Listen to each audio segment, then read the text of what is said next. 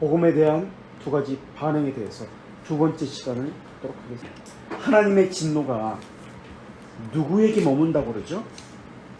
하나님의 진노가 누구에게 머문다고 지금 여기서 말씀하고 있죠?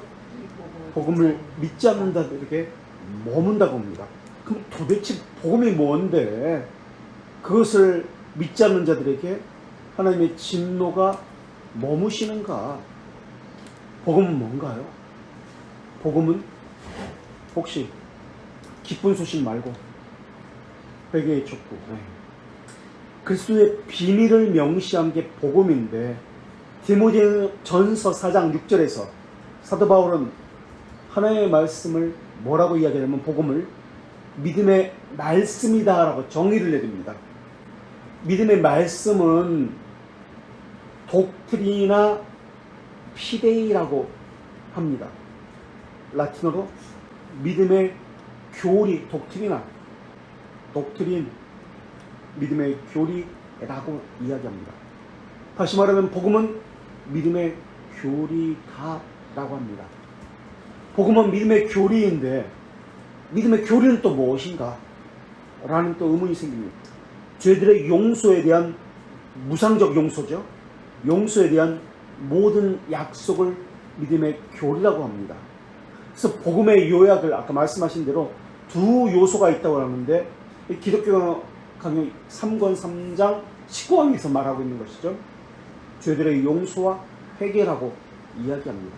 누가복음 24장 46절 47절 한번 찾아보시겠어요?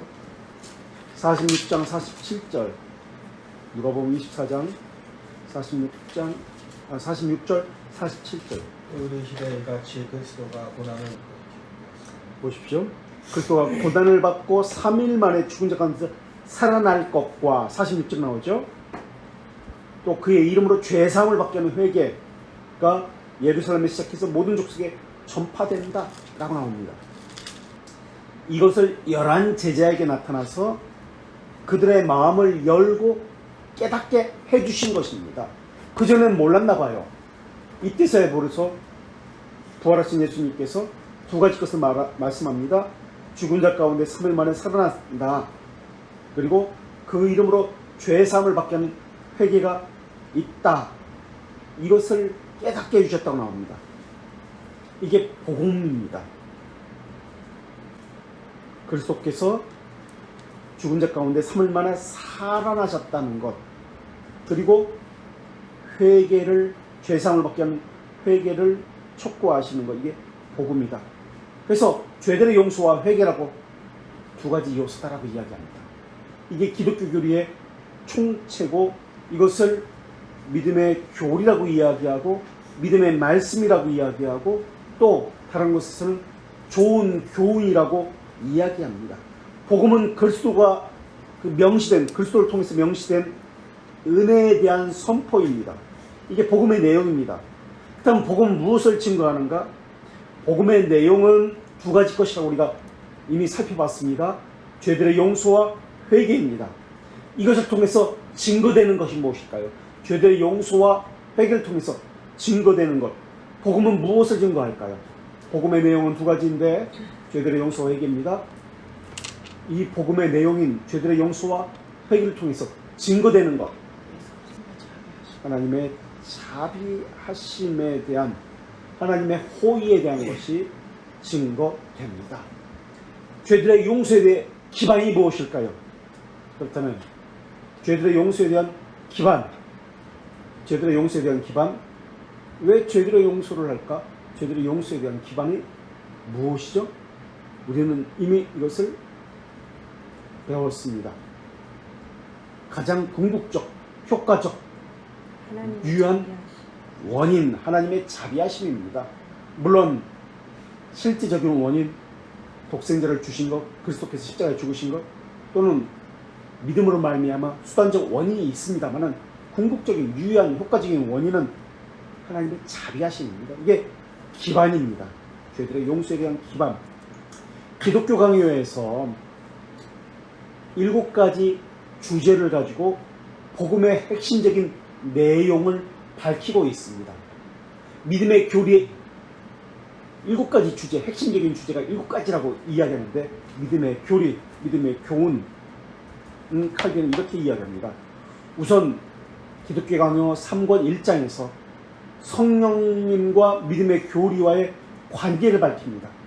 성령께서는 말씀을 통해서 복음 교리를 통해서 역사하잖아요. 그 관계를 밝히는 게 3권 1장입니다. 2장에서는 정의를 내립니다.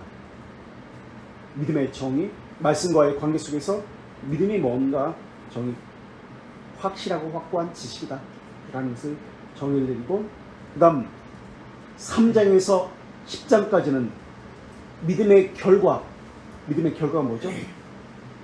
믿음의 결과가 뭡니까? 이 믿음의 결과인 이것을 이야기합니다. 3장에서 10장까지는 뭘까요? 영원한 생명? 믿음의 결과, 회개, 정확히는 회개 3에 대해서 3장에서 10장까지 이야기합니다. 세 번째, 네 번째는 믿음의 혜택이 있습니다. 이것을 11장부터 19장까지 밝히고 있습니다. 믿음의 혜택은 무엇일까요? 믿음의 혜택? 칭의입니다. 칼빈은 성화 구분하지 않아요. 칭의에서 하나로 봅니다. 칭의. 11장부터 19장까지는 믿음의 결과인 칭의에 대해, 혜택인 칭의에 대해서 이야기합니다. 믿음의 결과는 회개고요. 믿음의 혜택인 칭의에 대해서 이야기하고 3권 20장에서 기도는 무엇과 연결시켜라?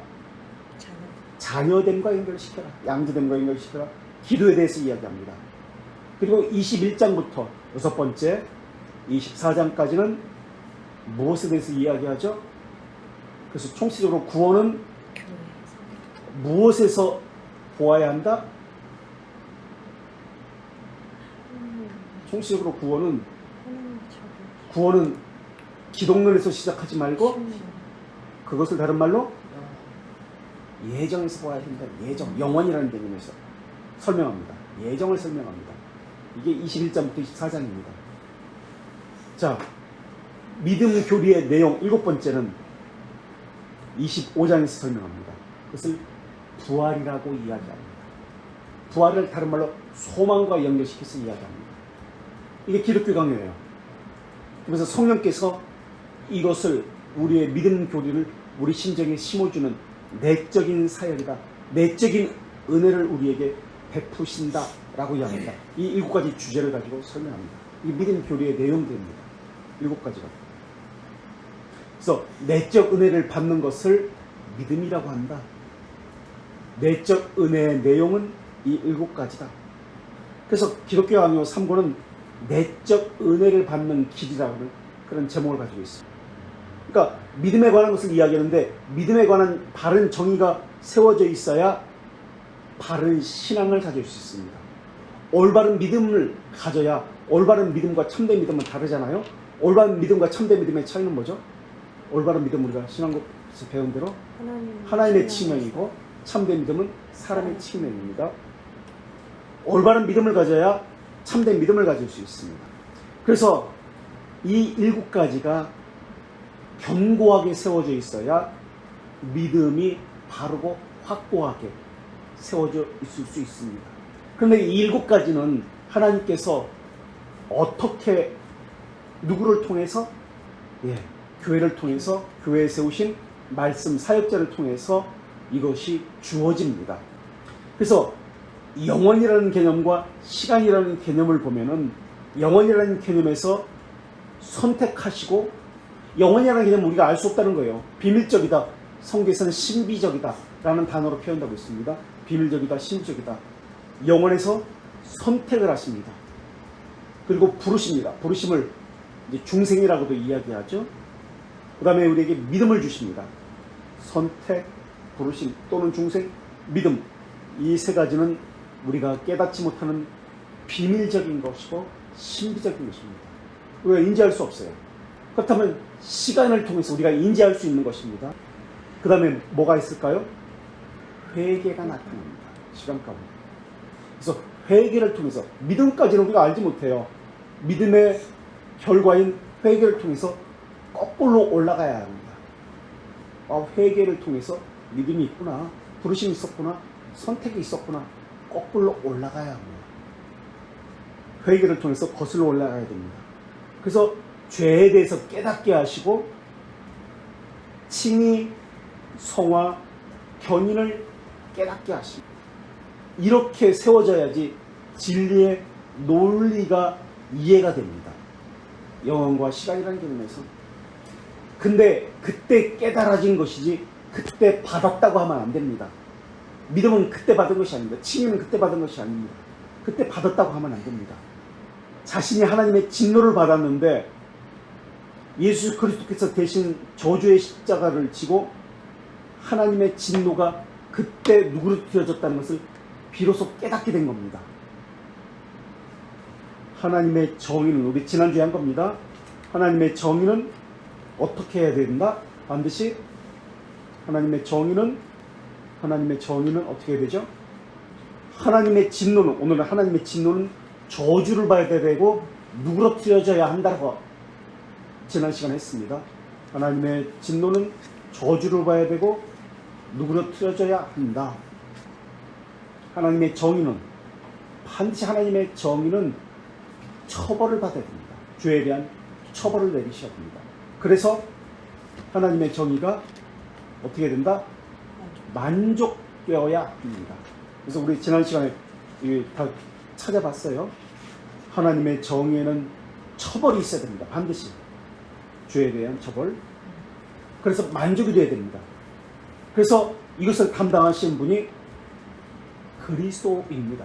그리스도라는 말의 의미는 기름 부음 받은 자라는 말의 의미인데, 그리스도라는 단어를 보면은 무엇을 생각해야 된다? 어떤 단어 또? 그리스도의 사역과 관련되어서 그리스도라는 단어는 삼중직을 생각해야 된다. 선지자, 제사장, 왕직을 생각해야 된다. 사역과 관련되어서. 그래서 하나님의 정의는, 정리해볼까요? 하나님의 정의는 처벌을 받아야 되고, 하나님의 정의는 만족을 처벌을 통해서 받아야 되고, 이 처벌을 받으신 분이 그리스도시다. 그리스도라는 것을 생각할 때 삼중직을 생각해야 된다. 그럼 하나님의 진노는 뭘 받아야 되죠? 하나님의 진노는 저주를 받아야 됩니다. 그래서 저주를 받았을 때 누그러뜨려져야 됩니다. 이것을 담당하시는 분은 아니요, 예수 그리스도라고 말하면 틀린 건 아닌데, 아니요, 예수 그리스도는 좀 아까 그 정의와 관련되어 있죠. 이번에는 뭐라고 얘기했죠? 중보자라는 개념을 해야 합니다. 중보자라는 개념은 무엇을 생각해야 되죠? 중보자라는 개념을 떠올리면, 단어를 떠올리면 무엇을 말하고자 하는 것이 중보자죠? 하나님, 신성과 인성, 두 본성을 생각해야 됩니다. 그래야 중보자가 되기 때문에. 참 하나님이면서 참 인간으로서 죄를 담당하셨다.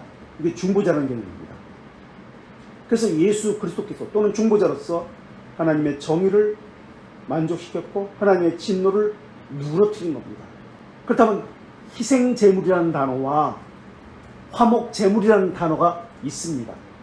어떻게 연결시켜야 될까요? 희생제물, 화목제물 사실 같은 말이거든요. 희생제물, 화목제물. 그러나 측면이 달라요. 그리스도라는 측면과 우리가 지금 중보자라는 측면을 이야기하는 것처럼 같은 말이에요. 사실은 예수님을 가리켜요. 근데 달라요. 성경에서 볼 때 다르게 다른 측면에서 이야기하고 있어요. 같은 말이지만 사실 구별할 필요도 없지만은, 그러나 분명하게 성경이 말하고 있기 때문에 구별해서 이 바른 뜻을 우리가 이해해야 돼요. 희생제물과 화목제물은 어떨까요? 같은 말이에요. 희생제물이 말하고자 하는 것은 무엇일까요? 그리스도를 이야기해요. 화목제물이 말하는 것은 중보자는 거예요. 화목해야 하는 역할이 중보자이기 때문에, 그죠? 중간에서 하나님과 사람을 연결하시잖아요. 그래서 이미 우리가 사실은 여러 번 이거 공부했어요. 벨지카에서도 이미 공부했습니다. 특별히 지난 시간에도 하이델베르크 40문에서 이걸 살펴보았습니다. 좀 생소한 것처럼 이렇게 들으시는데 하이델베르크 40문에서 살펴보았습니다. 지난 시간에 보면은, 지난주에 보면은 그리스도는 다시 한번 무슨 뜻? 기름 부음 받은 자라는 거예요. 사역과 관련시킵니다. 그래서 삼중직과 관련시킵니다. 하나님은 정의는 처벌이 있어야 되고, 그래서 하나님의 저희가 만족되야 됩니다. 그래서 성자 하나님이신 예수 그리스도의 삼중직을 통해서 이 정의를 만족시키셨습니다. 진노를 누그러뜨렸습니다. 진노를 누그러뜨려 할 때 이것은 화목제물과 관련돼서 중보자와 관련됩니다. 중보자는 신성과 인성이라는 두 본성과 관련되어집니다. 그래서 화목제물이라고 표현합니다. 그래서 벨지카 26장 한번 보시겠어요? 24페이지 1항. 여기서 유일한 중보자라는 개념이 나옵니다. 중보자라는 단어가 나왔어?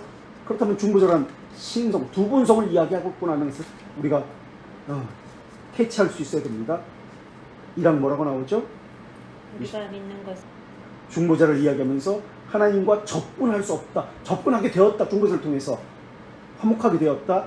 그래서 한 위격의 신성과 인성이 연합되어서 인간이 되셨다. 지금 두 본성을 이야기하고 있습니다. 이번에는 대규리문답 38문 한번 보세요.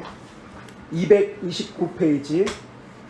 중보자의 필수 조건이 하나님이어야 하는 이유는 1항에서 그분이 하나님의 무한한 진노와 죽음의 세력 아래 인성을 유지하고 침몰당하지 않도록 보존하고 그분의 고통, 순종 및 중재의 가치와 효과가 있기 위함이다. 그리고 2항 하나님의 정의를 만족시키고 그분의 호의를 얻게 하고 특별한 자를 구입하고 속량하고 자신의 영을 그들에게 주고 그들의 모든 적을 정복하고 그리고 그들에게 영원한 구원을 주기 위함이다. 자, 1항에서 중보자의 필수적인 조건이 하나님이어야 한다는 것을 이야기합니다.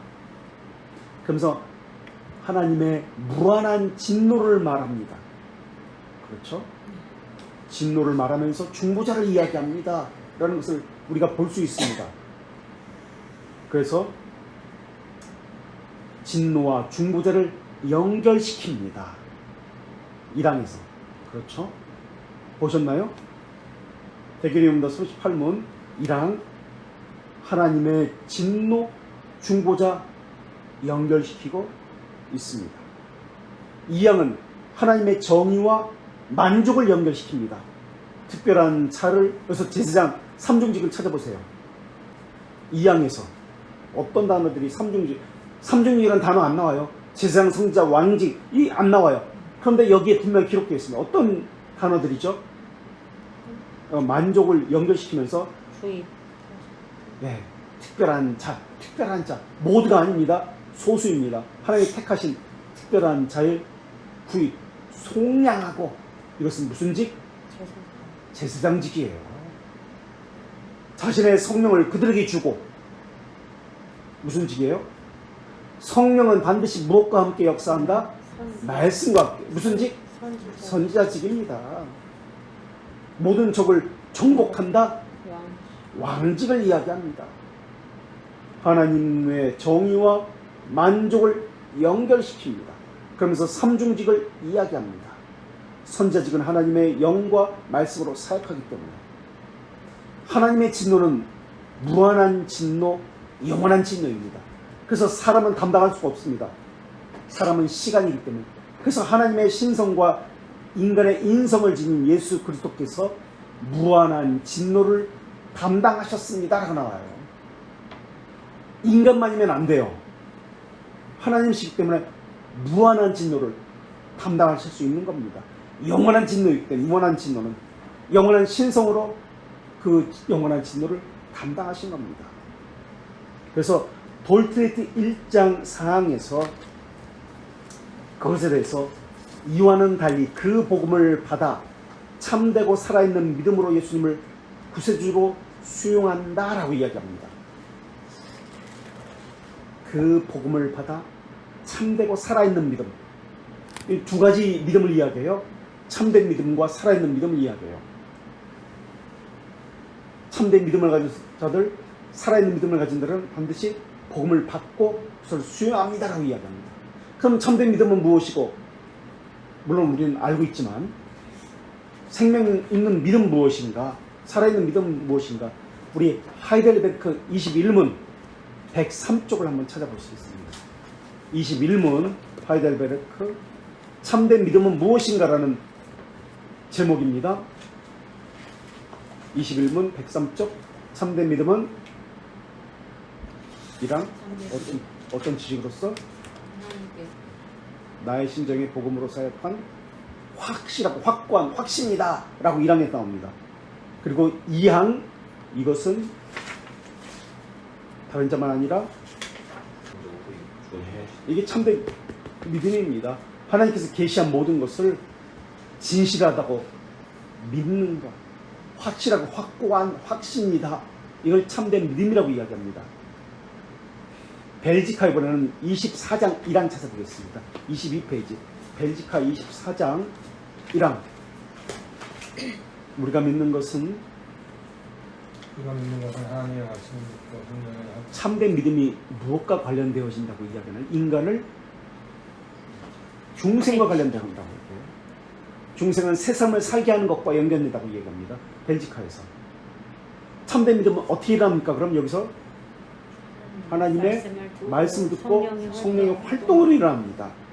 성령님의 활동, 하나님의 말씀과 관련됩니다. 그래서 아까 우리 삼중직 이야기할 때 성령의 역사, 하나님의 말씀이라는 단어는 없었습니다. 그죠? 그래서 이것을 선지자직과 연결시켰습니다. 영과 말씀으로 하나님께서는, 성령께서는 사역하기 때문에. 자, 그러므로 다시 괄호 2의 1항 보세요. 이렇게 하는 믿음이 인간을 경건하시다. 이와는 괄호 2의 1 24장 맞나요? 네. 이렇게 하는 믿음이 인간 참된 믿음은 무슨 믿음이라고 또 이야기하나요? 깨어난 믿음. 의롭게 하는 믿음이라고 이야기합니다. 인간을 경건하고 거룩한 삶에 부주의하게 하는 것은 거짓된 믿음이다. 의롭게 하는 믿음이 아니다라고 이야기합니다. 삶과 이야기합니다. 거룩한 삶에 대해서. 그리고 괄호 3의 1항에서는 이런 거룩한 믿음이 인간 안에서 이번엔 거룩한 믿음이라고 이야기합니다. 참된 믿음, 거룩한 믿음 하면서 열매를 맺을 수 있는 수 것은 없다는 것은 불가능하다고 이야기합니다. 이번에는 지금 거룩한 믿음, 참된 믿음이라고 이야기했다면 괄호 3의 2항은 헛된 믿음이라고 합니다. 헛된 믿음은 열매가 없는 것이라고 이야기합니다. 참된 믿음과 올바른 믿음과 의롭게 하는 믿음과 연결시키고 거짓된 믿음, 헛된 믿음, 열매 없는 믿음을 또 연결시킵니다. 헛된 믿음은 삶이 없다. 그럼 머리는 알고 있는데 혀의 교리, 생각의 교리, 헛된 믿음이다. 열매가 없는 믿음이다. 생명 있는 믿음이 아니다. 거짓 믿음이다. 라고 이야기하는 거예요. 이번에는 돌트레이트 1장 7항 2절 46페이지 밀주 증거 참된 믿음이라는 것이 또 나옵니다. 1장 7항 2절 46페이지 참 46페이지 1장 7항 2절 밑줄 친 것 그들을 효과적으로 부르시고 이끌도록 작정하셨고 참된 믿음 칭의와 송화를 그들에게 베풀기로 작정하셨다. 효과적으로 부르신 분은 참된 믿음 칭의 송화를 그들에게 베풀기로 작정하신 것으로 계속 이어집니다.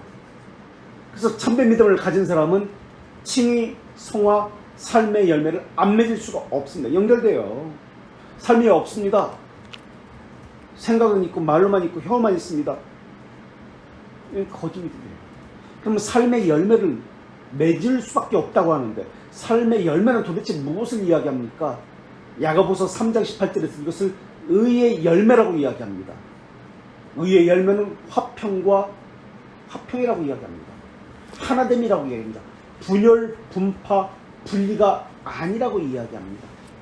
갈라디아서 5장 22절에서는 이 열매를 성령의 열매라고 이야기합니다.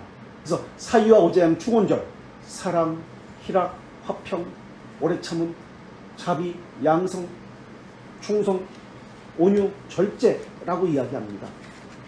성령의 열매라고 이야기하고 에베소 5장 9절에서는 이 열매를 생명 열매, 성령 열매 이런 열매를 빛의 열매라고 이야기합니다.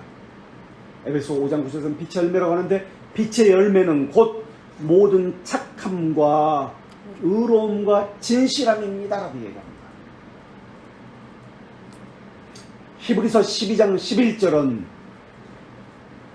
연단을 받은 자들은 의와 평강의 열매를 맺고라고 이야기합니다. 의와 평강의 열매라고 이야기합니다.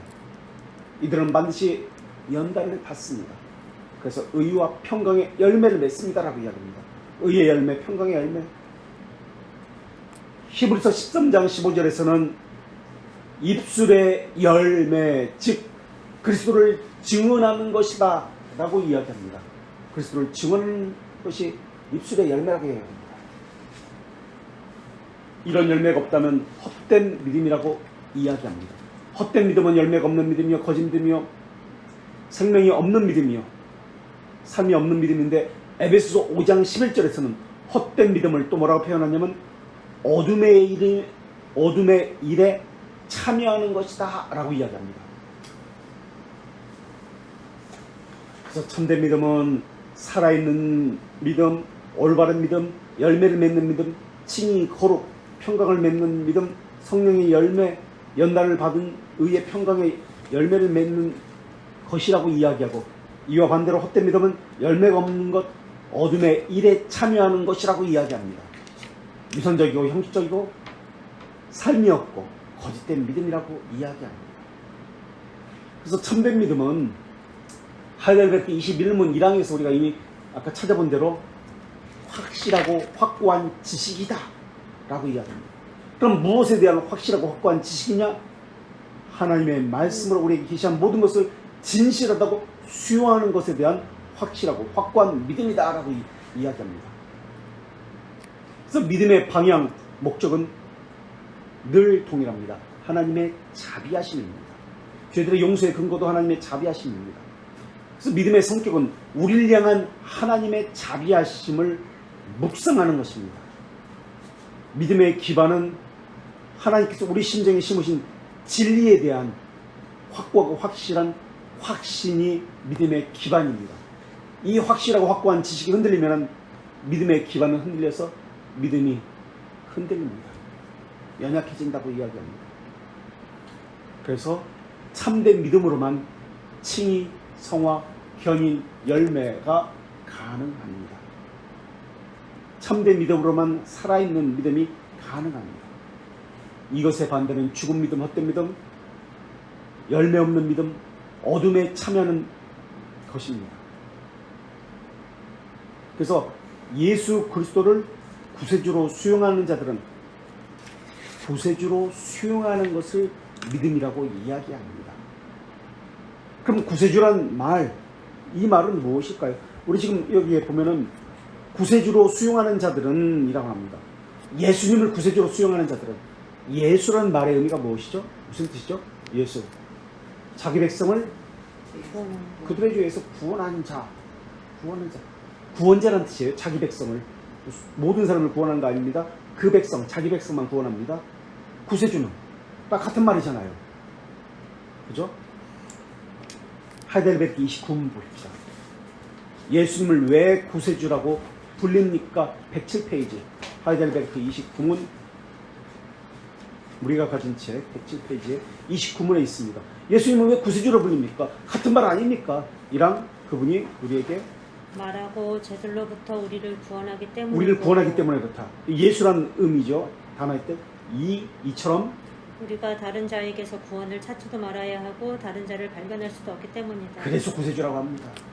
두 가지 이유 때문에, 죄들로부터 우리를 구원하기 때문에, 다른 사람에게서, 다른 이에게서 구원을 찾을 수 없기 때문에, 유일한 구원자이기 때문에 구세주라고 불립니다. 정의가 됐죠. 구세주라는 개념이 우리를 구원할 자이기 때문에, 다른 이에게서는 구원자를 발견할 수 없기 때문에 구세주라 불립니다.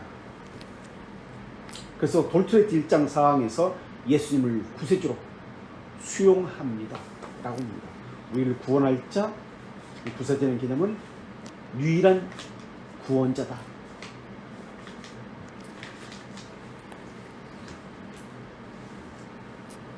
자, 유일한 구원자다, 구세주라는 말을 왜 두 번, 예수님 구세주 같은 말을 두 번 썼을까? 이것은 앞서 이야기했던 하나님의 정의, 처벌, 만족, 그리스도 삼중직. 첫째, 하나님의 정의, 처벌, 만족, 그리스도 삼중직이라는 개념. 둘째, 하나님의 진노, 저주, 누그러뜨림, 중보자 두 본성의 구조를 말하기 위함입니다. 예수님 또는 그리스도는 사역을 초점을 두고 있습니다. 그래서 삼중직과 관련되어 있습니다. 구세주는 중보자라는 사실을 염두에 두고 말하고 있습니다.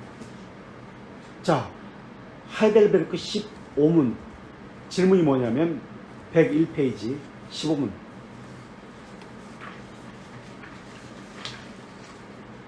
우리가 찾아야 하는 중보자와 구원자는 어떤 분입니까? 두 가지로 나누어서 이야기하고 있어요. 중보자와 구원자는 어떤 분입니까? 중보자는 두 본성을 이야기하고 구원자는 그리스도를 이야기합니다. 사역과 관련됩니다. 중보자는 신분과 관련됩니다. 지위 신분과. 그죠? 중보자와 구원자 엔드로 연결해서 같은 개념, 사실은 같은 말이긴 하죠. 연결합니다. 그래서 구원자를 영어로 보십시오. 딜리버러라는 단어 씁니다. D-E-L-I-V-E-R 딜리버, 택배, 배달하시는 분, 배민, 딜리버러. 해방자, 구속, 구조자라는 뜻입니다. 그리고 중보자라는 단어 보십시오. 영어, 미디에이터라는 단어 씁니다. 영어는 미디에이터나 딜리버러나 다 그 말이에요. 헷갈려요. 같은 의미로 보고 있거든요. 근데 하이델베르크는 지금 29문 지금 보고 있잖아요. 우리가 몇 문이죠? 15문, 15문을 보고 있죠. 독일어잖아요, 원어가. 라틴어도 있지만은 독일어는 의미가 분명히 달리 정확하게 나타납니다. 그래서 미틀러, 중보자, 중개하는 자, 중개인 할 때, 하나님과 백성 사이를 중개할 때, 중매한다 할 때, 중매자, 미틀러입니다. 그 다음 딜리버러, 에어레저라는 단어 씁니다. 구속주, 구세주라는 단어입니다. 아까는 중기자라는 단어 있고 지금은 에어레저는 구속주, 구세주라는 단어입니다. 그래서 중보자와 구속주라고 번역한 겁니다. 그런데 구속주라는 단어 딜리버러 말고 문제는 리디머라는 단어가 있습니다. 이제 소개리문다, 대교리문 때문에 리디머라는 단어가 나와요. 그래서 지금 제가 이야기하는 거예요. 이것 때문에 제가 머리가 아팠어요. 이 의미가 어떤 차이가 있을까? 물론 같은 동일한 의미입니다. 몸값을 주고 다시 사오는 사람이라는 개념입니다. 딜리버러는 해방자라는 뜻이고요. 그래서 어떤 데에서는 딜리버러는 해방자, 리디머는 구속자라고 번역을 하기도 했습니다. 기독교 강요 영어판 4권 11장 1항에서 그렇게 해석을 합니다. 딜리버러는 해방자, 리디머는 구속자. 기독교 강요 영어판. 그래서 딜리버러는 구원자, 리디머는 구속자인데 구속자는 구원자보다 더 큰 개념으로서 설명하고 있습니다. 우리 고린도 후서 1장 10절 한번 찾아보실래요? 성경을 가지고 이야기해야죠. 이제 영어 성경에 보면은 고린도 후서 1장 10절. 그가 이같이 큰 사망에서 우리를 1장 10절. 그가 이같이 큰 사망에서 우리를 건지셨고 또 건질 것이요. 건진다고 할 때 이 단어가 딜리버러라는 단어입니다. 딜리버러. 1장 10절 고린도후서 건진다고 할 때 딜리버러. 자, 그런데 소개리문다 21문 찾아보십시오. 구속자라는 단어가 또 나와요. 건진다고 구속자라는 개념이잖아요. 근데 이때 소개리문다 302페이지에는 21문 하나님께서 구속자라는 단어가 유일한 구속자는 주 예수 그리스도이고 이때 영어 보세요. 리디머라는 단어를 썼어요. 딜리버러가 아니고. 그래서 구원자 딜리버러는 사역 관련, 지금 우리가 아까 나눴잖아요. 그리스도와 중보자라는 개념을 나눠서 설명했습니다. 마찬가지예요. 구원자는 딜리버러, 사역 관련, 인도자, 보호자라는 관련 개념입니다. 우리 21문 302페이지 왜 리디머라 불립니까? 라고 합니다. 구속자라 불립니까? 한번 보세요. 하나님께서 선택한 유일한 구속자는 주 예수 그리스도이고 영원한 영원한 성자 하나님으로 인간이 신성, 되신 분이다. 인성, 또 또 구별된 구별된 두 본성과 한 위격을 영원토록 지닌 하나님과 인간이셨고 현재도 계속해서 그러하다. 두 본성을 말하면서 중보자라는 개념을 사용하고 있습니다. 리디머, 구속주라는 단어를 설명합니다. 그런데 이 소개되는 21문을 보면 헷갈려요. 폰 앞에서 쓰고 있어요. 리디머는 딜리버리거든요. 같은 개념의 단어입니다. 그런데 여기서는 중보자라는 개념을 썼어요. 그리스도라는 개념을 써야 되는데 두 본성을 썼어요. 소규리문답은 이래서 좀 부족해요. 그러니까 부족하다기보다도 포괄적으로 썼습니다. 대규리문답과 신앙고백서를 보면 정확하게 알 수 있습니다. 중보자라는 개념과 그리스도라는 개념을 나누어서 설명합니다. 자, 그러면 같은 지문인데요. 소규리문답 보면 헷갈리니까 리디머가 중보자라는 개념처럼 보여요. 36문 보겠습니다. 대규리문답 228페이지. 이때 중보자라는 같은 중보자라는 단어를 썼거든요. 은혜 언약의 중보자는 누구입니까? 중보자라는 영어 단어가 하이델베르크 15문과 같은 미디에이터라는 단어를 썼습니다. 미틀러라는 단어, 중개자라는 단어를 씁니다. 그러면서 두 본성을 이야기합니다. 그러니까 하이델베르크 15문과 대규리문답 36문은 중보자라는 개념으로 두 본성을 이야기하면서 정확히 쓰고 있습니다. 중보자는 두 본성이라고 얘기했죠. 한번 보세요. 36문 대규리문답, 하이델베르크 15문 같이 미디에이터라는 단어, 중보자라는 개념을 쓰고 있습니다. 그런데 소규리문답에서는 리디머라는 단어로 쓰고 있습니다. 그러면서 두 본성을 얘기해요. 사실 이것은 엄밀한 말로는 좀 맞지 않는다고 하면 좀 그렇지만은 이게 우리의 구분도 사람이 사실 구분하고 있는 거지만 어쨌든 맞지 않아요. 그쪽 보셨나요? 이거를 제가 찾아내려고 얼마나 고민했는지 몰라요. 이번에는 대규리문답 신앙고백서 보겠습니다. 신앙고백서 8장 2항 166페이지. 신앙고백서에서 대규리문답과 소규리문답이 나온 거잖아요. 설명하기 위해서 8장 2항 166페이지. 여기에 중보자라는 단어가 어떤 단어로 썼냐면 미디에이터 단어를 씁니다. 그러면서 내용은 두 본성을 이야기합니다. 정리해볼까요? 이 교리문답서 보면은 물론 소교리문답, 대교리문답, 웨스트민스터 신앙고백서는 영어로 썼으니까 구원자라는 단어, 구출자라는 단어, 구속자라는 단어, 우리말로는 이렇게 번역해서 나오는데 구원자, 세이비어, 무슨 책도 세이비어가 있잖아요. 세이비어, 구원자는 죄에서 우리를 구원하신 분이라는 개념으로 씁니다. 구출자, 딜리버러, D-L-I-V-E-R-E-R, 위기와 같은 것에서 우리를 구출하시는 분이라고 개념으로 씁니다. 구출자, 딜리버러, 정리라는 거예요. 지금 구원자, 죄에서 우리를 구원하신 세이비어, 딜리버러, 구출자, 위기가 같은 것에서 우리를 구출하시는 분. 사사기 3장 9절과 같은 경우입니다. 사사가 우리를 구원했다. 에우, 기드온, 이런 이들이 그들을 구원했다 할 때 이 구출자, 딜리버라는 단어 씁니다.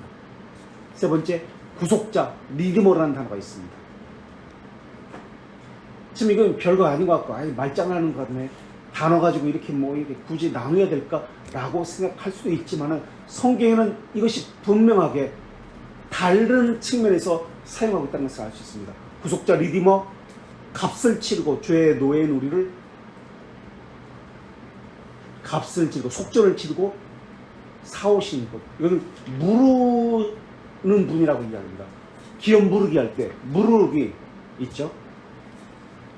속전을 치르고 우리 사오신 분. 무르신 분. 죄의 노예를 인 우리를 무르신 분. 욥기 19장 25절에서는 이렇게 말씀합니다. 내 구속자가 살아계시니 리디머가 살아계시니 마지막 날에 그분께서 땅 위에 서실 것을 내가 아노라.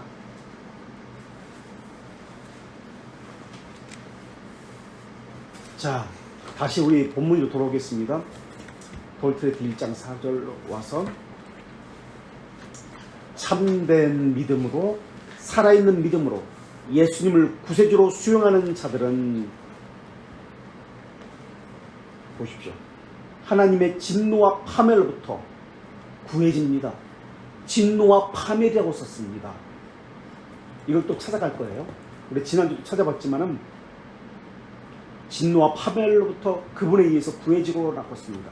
진노와 파멸이라는 단어 썼습니다. 다른 곳을 한번 볼게요. 이번엔 대규리문답 27문 1항 보겠습니다. 225 대규리문답 27문 1항. 여기서는 하나님의 진노와 파멸이라고 썼는데 거기서는 어떤 단어를 썼을까? 그분의 노여움과 저주라고 되어 있습니다. 그분의 노여움과 저주. 우리는 아까 맨 처음에 하나님의 진노와 저주라고 그렇게 표현했었습니다. 처음에 우리 지난주에 살펴보는데, 자, 여기서는 하나님의 노여움과 저주라고 되어 있습니다. 예수님의 사역이 무엇인지 밝히는 부분입니다. 구세주는 진노로부터 자유를 베푸시는 분이고 파멸로부터 구원을 베푸시는 분입니다. 다시, 구세주는 진노로부터 자유를 주시는 분이고 누구를 틀려서 화목케 하시는 분이고 파멸로부터 구원을 베푸시는 분입니다. 이것을 영생의 선물이라고 이야기합니다. 신앙고백서 20장 1항 1절 한번 보세요. 시간이 조금 더 지나가도 이게 중요한 부분이라 좀 더 할게요. 신앙고백서 20장 1항 1절 189페이지. 죄악으로부터 하나님께서 선언한 진노로부터 도덕법의 저주로부터의 자유로 이루어져 있다. 이제 보십시오. 복음화에서 신자들을 위해 그리스도를 구입함, 속량한 자유는 첫 번째, 죄악으로부터의 자유, 하나님께서 선언한 진노로부터의 자유, 도덕법의 저주로부터의 자유로 이루어졌다. 세 가지 자유입니다. 죄악으로부터 자유, 하나님이 선언한 진노로부터 자유, 도덕법의 저주로부터의 자유. 이러한 세 가지 자유를 돌트레트 1장 4항에서는 한 단어로 표현하고 있습니다. 그리스도에 의해서 구해지고라고 합니다. 1장 4항 보십시오. 파멸로부터 그분에 의해 구해지고, 구해지고라는 단어는 세 가지로부터 구해지고라는 의미입니다. 죄악으로부터의 자유로부터 구해졌다, 하나님이 선한 진노로부터 구해졌다, 도덕법의 저주로부터 구해졌다.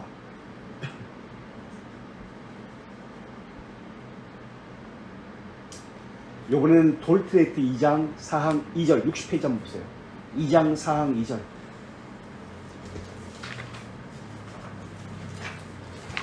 이거 하시면서 뭐 이렇게까지 구체적으로 그냥 쫌생이처럼 지지고 볶고 따져 이렇게 생각할 수도 있습니다만은, 교리는 정교해야 하고 하나님께서 어떤 의도를 가지고 이렇게 말씀하시는 성경을 통해서 다 이유가 있습니다. 이런 단어를 쓸 때는 이런 이유 때문에, 저런 단어는 같은 의미입니다. 그러나 저런 단어를 쓸 때는, 단어를 달리 쓸 때는 어떤 의도가 있습니다. 이걸 계속해서 우리가 정확히 살펴보자는 거예요. 2장 4항 2절 160페이지. 또 그분의 죽으심이 죄로 인해 우리가 반드시 받아야 하는 하나님의 진노와 저주를 경험해야 하기 때문이다. 보십시오. 하나님의 진노와 저주라고 나옵니다. 이게 아까 노여움과 저주라고 했고, 여기서는 진노와 저주라고 했고, 또 진노와 파멸이라고도 이야기합니다. 그래서 우리가 지난번에 진노와 저주에 대해서 우리가 살펴보았던 겁니다. 볼테르트 1장 4항에서는 진노와 파멸, 여기서는 지금 진노와 저주 경험합니다. 또 이번에는 벨지카 18페이지 21장 2항, 벨지카 21장 2항.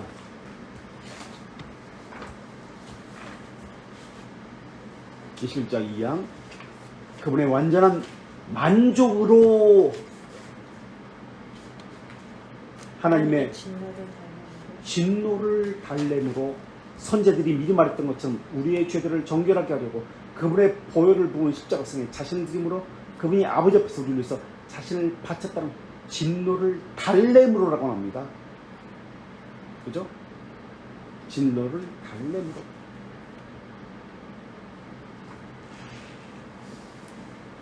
이번에는 하이델베르크 37문, 하이델베르크 37문 110문 110페이지 37문 110페이지.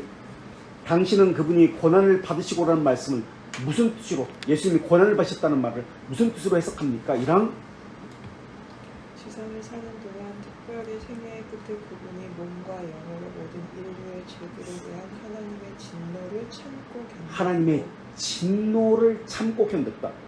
몸과 영으로, 몸만이 아니라 몸과 영으로 진노를 참고 견뎠다. 이 안에서 유일한 속죄 제물과 같은 순환으로 그분이 영원한 저주에서 우리의 몸과 영을 구속하고 하나님의 호의, 의와 영생을 우리를 위해 얻었다는 것이다. 보십시오. 1항에서는 하나님의 진노를 참고 견뎠다. 2항에서는 영원한 저주를 구속하셨다라고 나옵니다. 진노라는 개념을 쓰고 참고 견뎠다. 그리고 영원한 저주에서 우리의 몸을 구속하셨다. 저주에서 구속하셨다는 단어를 씁니다. 같은 것 같지만 다르게 써요. 지금 하나님의 진노 2항에서는 하나님의 영원한 저주가 나옵니다. 진노는 참고 견뎠고 저주는 구속했다. 이번에는 소기를 묻는다 27문 1항 304페이지. 소기를 묻는다 27문 1항 304페이지. 그리스도의 낮아지심은 어떤 점으로 구성되었습니까?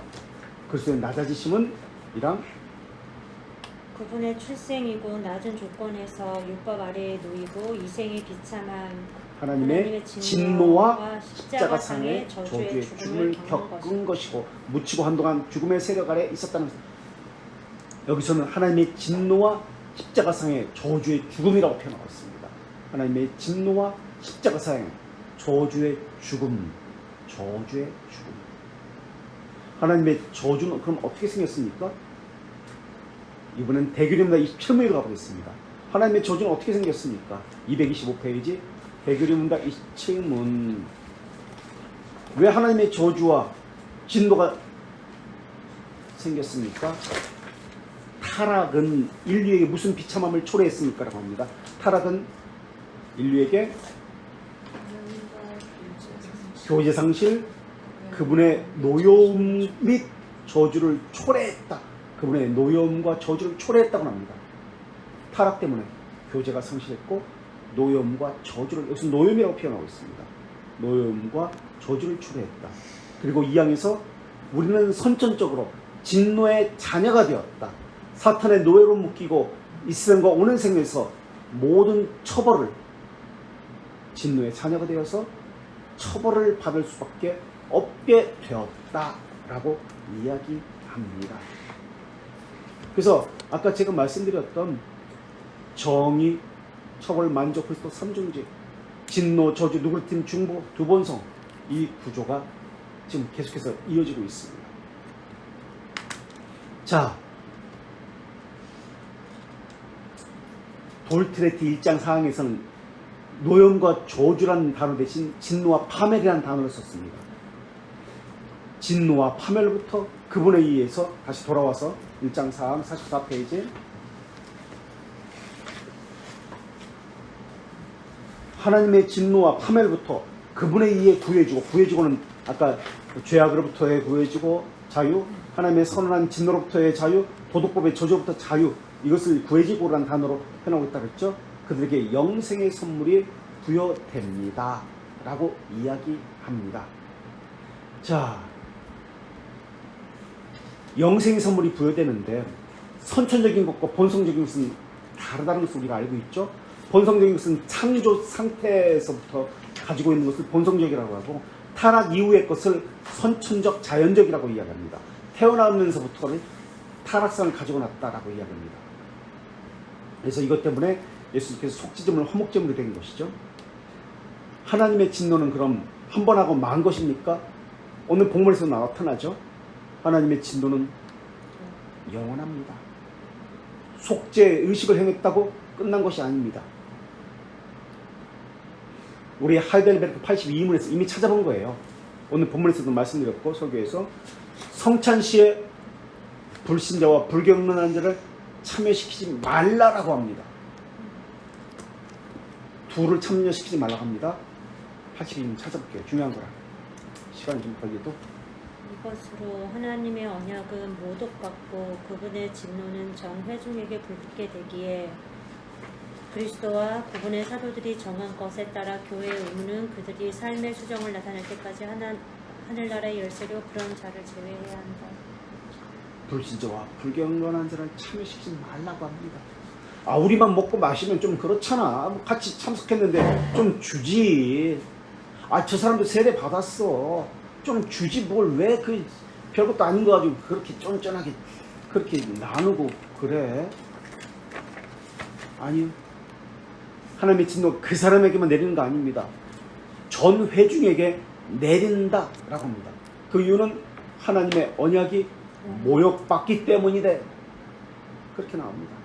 신앙의 점검도 없고 경건생활도 없는 사람에게 성찬은 무조건 베풀어서 안 된다라고 합니다. 우리가 교회 회원권 강화를 하는 것도 마찬가지예요. 등록교회를 함부로 이렇게 누구든지 받지 않는 것도 마찬가지예요. 언약이기 때문에 그래요. 예배는 우리는 어떤 공적인 의무가 있습니다. 성찬식에 참여해서는 안 되는 이런 공적인 신앙의 점검 같은 것들이 있어야 된다는 것이죠. 우리에게는 묵상이라든지 성경 쓰기와 같은 훈련들이 있습니다. 공적 의미가 있습니다. 이런 것에 참여하지 않는 사람에게는 성찬 100%는 안 된다. 그만큼 성도의 교제 회원권이라는 것이 중요하다는 것을 이야기합니다. 사람들은 그것에 대해 관심이 없습니다. 무관심합니다. 기강에 대해서 아무렇지도 않게 생각합니다. 그러나 기강이 없는 교회는 참된 교회가 아니라고 이야기합니다. 우리 하이델베르크 백문 보겠습니다. 백문 136페이지 백문. 이렇게 맹세하는 것과 136페이지 한번 백문. 저주하는 것으로 하나님의 이름을 모독하는 것이 극악한 죄라면 그분의 진노는 그런 저주와 맹세와 같은 것을 막고 금지하기 위해 최선의 노력을 하지 않는 자에게 타오르지 않나. 틀림없이 그렇다. 1항. 그분의 이름을 모독하는 것보다 더 큰 죄나 하나님의 화를 일으키는 것은 없기에 그분은 이 죄를 사형에 해당한다고 명하신 것이다. 사람들은 서약과 맹세를 우습게 생각합니다. 세례 때, 성찬 때 맹세를 합니다. 교회 등록할 때 한 서약을 그런데 쉽게 잊어버리고 관심이 없습니다. 그런데 그것을 하나님의 이름을 모독하는 것이고 하나님의 분노와 저주를 화를 일으키는 것이다 라고 이야기합니다. 그래서 하나님의 진노는 이 땅에서도 계속된다라는 것을 말하고 있습니다. 하나님의 진노는 영원한 진노가 있고 일시적 진노가 있습니다. 우리가 이것은 지난주에 이미 찾아본 거예요. 그래서 신앙고백서 30장 3항에서 210페이지 교회의 기강이 필요한 이유를 분명하게 설명하고 있습니다. 210페이지 30장 신앙고백서 5가지로 분명히 밝힙니다. 첫째, 형제를 얻기 위함이다라고 합니다. 둘째, 이제 다른 사람은 그와 같은 범죄로부터 네, 저지하고 전체를 오염시키지 않기 위해서라고 합니다. 다른 지체를 지키기 위함이라고 합니다. 셋째, 오염시키지 않고 전체를 오염시키지 않기 위해서라고 합니다. 넷째, 그리스도의 명예와 복음에 대한 거룩한 고백을 변호하기 위함. 하나님의 예수 그리스도의 명예와 거룩한 고백을 변호하기 위함이다. 거룩한 고백을. 다섯째, 하나님의 진노를 교회에 내립니다. 그 사람에게 내린 게 아니에요. 교회에 내릴 진노를 막기 위해서라고 분명히 밝히고 있습니다. 그렇다면 왜 교회 기강, 권지, 훈계, 훈련이 없습니까? 참된 교회가 아니기 때문에 그래요. 딴 게 아닙니다. 대기림문답 28문 225페이지 말한 대로 일시적 28문은 일시적 하나님의 진노에 대해서 이야기하고 29문은 영원한 하나님의 진노에 대해서 이야기합니다. 일시적 진노는 내적인 진노와 외적인 것이 있습니다. 이미 죄에 대한 하나님의 진노를 받고 있기 때문에 그래요. 내적으로 마음의 굳어짐 때문에 그래요. 상실한 감각 때문에 그래요. 그런 개념이 없어요. 기강에 대해서. 미혹의 역사 때문에 그래요. 그래서 죄의 심각성도 없고 무뎌졌습니다. 이미 그 자체가 죄라고 인지하지 못하는 그 자체가 하나님의 진노를 받고 있는 거예요. 하나님의 언약을 함부로 하고 있고 멸시하고 있다는 증거예요. 그래서 삶으로 하나님을 업신여기고 있는 거예요. 영생의 선물은 하나님의 나라를 의미합니다. 그런데 이것은 수동적입니다. 영생의 선물을 다른 말로 우리 다시 44페이지로 와서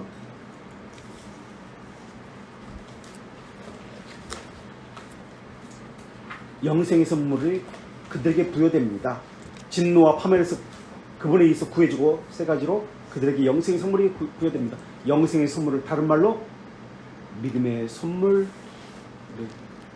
1장 볼트레이트 그 다음 장 보세요. 5왕 미축진곡 45페이지 보세요. 구원은 하나님의 무상적 선물이다 나옵니다. 45페이지 그 다음 6항 1항 믿음의 선물이다 나옵니다. 1장 4항에서는 영생의 선물이다 나옵니다. 영생의 선물, 무상적 선물, 믿음의 선물 다 같은 말입니다.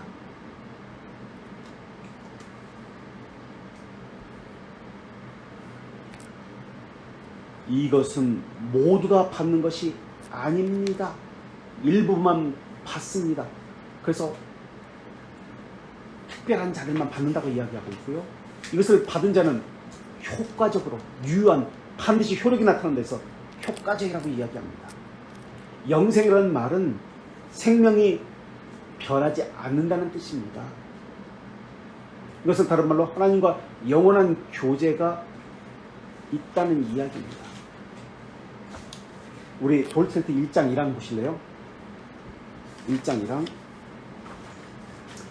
모든 자가 1장 1항 아담 안에서 죄를 범하여 저주를 받아 여기는 뭐라고 나오죠? 저주를 받아? 저주를 받았다. 영원한 죽음을 맞이했다라고 합니다. 그러나 여기서는 영원한 선물을 받는다. 영원한 생명을 받는다고 이야기합니다. 영원한 죽음과 반대되는 개념으로 영원한 생명을 이야기하고 돌트레이트 5장 9항 85페이지 구원에 이르도록 선택된 자는 밑에서 셋째 줄 보십시오. 5장 9항 85페이지 밑에서 셋째 줄 교회에 참되고 살아있는 이론으로 지속할 것이다. 지속이라는 개념이 있습니다. 죽어있는 이론이 아닙니다. 교회에 참되고 살아있는 보십시오. 1장 4항에서 참되고 살아있는 믿음이라고 얘기했습니다. 여기서도 5장 9항에서도 참되고 살아있는 이론이라고 합니다. 믿음은 참된 믿음, 살아있는 믿음을 가진 사람은 참되고 살아있는 이론으로 지속적으로